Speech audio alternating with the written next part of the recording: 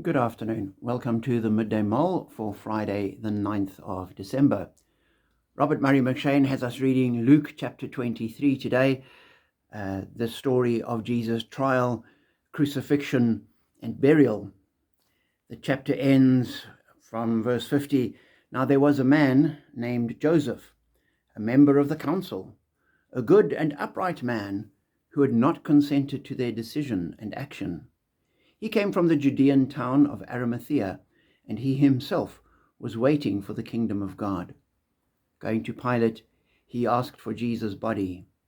Then he took it down, wrapped it in linen cloth, and placed it in a tomb cut in the rock, one in which no one had been laid.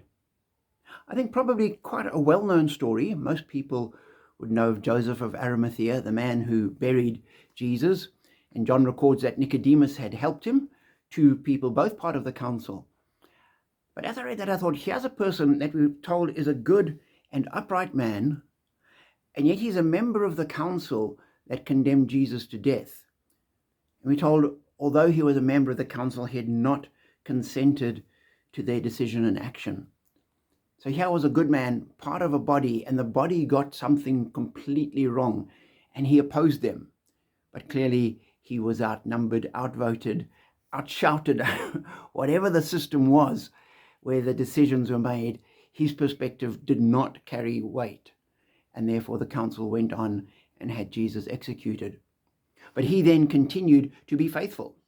He opposed what they did, and once they'd done it, he sought to correct where he could and arranged to get the body and bury it. And in the world today, I think there are many people that are caught up in organizations and structures and bodies where they may not agree with what the body is doing. And we're called as Christians to oppose what they're doing, to stand against them and to call them to do the right thing.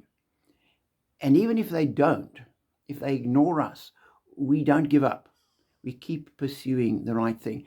Some people would be called to leave the organization, but in a case like this, where you had the ruling council, to have some good voices in it was important.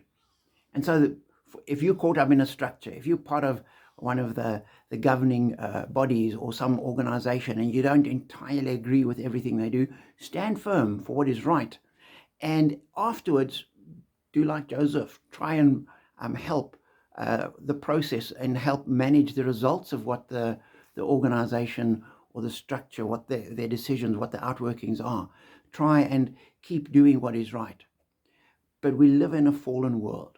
We live in a world where we're surrounded by people that fall short of the glory of God, are sinners. And therefore, we will inevitably be caught up in structures, in bodies, in systems, in societies, where things that are wrong end up holding the day. And we need to stand for the truth, do what we can, and be faithful to Jesus, as Joseph of Arimathea and as Nicodemus were. Be challenged by that and be blessed.